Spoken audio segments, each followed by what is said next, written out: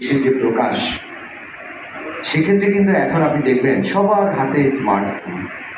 প্রতিটি সেকেন্ডে কিন্তু পুলিশকে পর্যবেক্ষণ করা হচ্ছে এবং পুলিশের যে কার্যক্রম সেগুলো সূক্ষ্মভাবে লক্ষ্য করা হচ্ছে এবং কোথায় কোনো ব্যত্যয় থাকলে সেই বিষয়গুলো নিয়ে কিন্তু আপনারা সোচ্চার থাকেন। এবং সেক্ষেত্রে আমি যেটি মনে করি পুলিশের ভুল ধরার চেয়েও বেশি যেটি জরুরি সেটি হচ্ছে যে পুলিশ তার যে মূল দায়িত্ব, সেই দায়িত্ব পালনে তার আন্তরিকতা আছে কিনা, নিবেদন আছে কিনা, এবং তার দায়িত্ব পালনে সে কতটুকু সক্ষম হয়েছে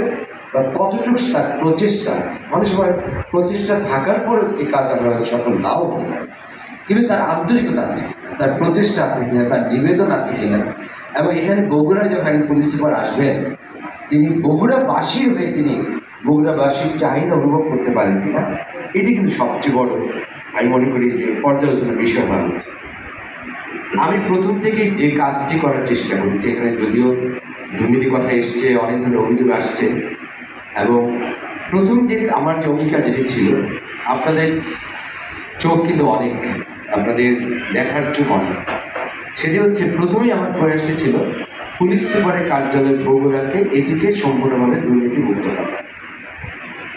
এবং আমি যখনই আমার কোনো ইউনিটে পরিদর্শনে গিয়েছি, হতে পারে সেটি থানা, হতে পারে তদন্ত কেন্দ্র, হতে পারে ফাঁড়ি কিংবা অন্যান্য ইউনিটে, সেখানেও আমি এই বিষয়টি নিশ্চিত করেছি যে পুলিশ সুপারের উপস্থিতির কারণে কোনো বিষয়ে কোনো পুলিশ সদস্য বা কোনো পুলিশ কর্মকর্তা তাকে আপ্যায়ন করাতে হবে,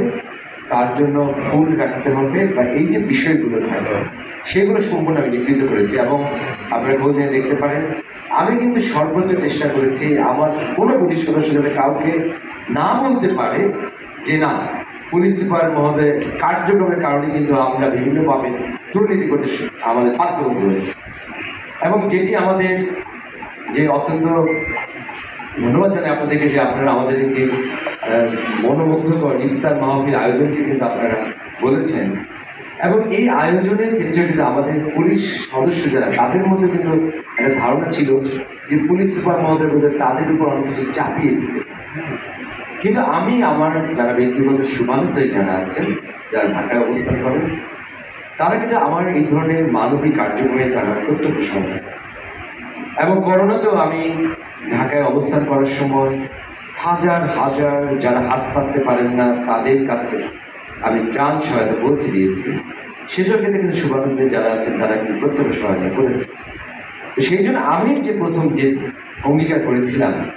যে আমি যতদিন পুলিশ সুপার হিসেবে বগুড়ার দায়িত্ব পালন করব, প্রথম আমার কাজ হবে আমার অফিসকে দুর্নীতিমুক্ত করা, এবং দ্বিতীয় কাজটি হবে আমার সহকর্মী যারা প্রত্যক্ষভাবে আমার সাথে যারা নিয়োজিত, তাদের মধ্যে এই ধারণাটি দেওয়া যে পুলিশ সুপার তাদের প্রয়োজন অনুভব করে তাদের সক্ষমতা বৃদ্ধির জন্য, তাদের কল্যাণ নিশ্চিতের জন্য তিনি ব্যক্তিগত উদ্যোগে বিভিন্ন পদক্ষেপ গ্রহণ করবেন, কিন্তু পুলিশ সুপারকে একটা চা খাওয়ানো তার কথা।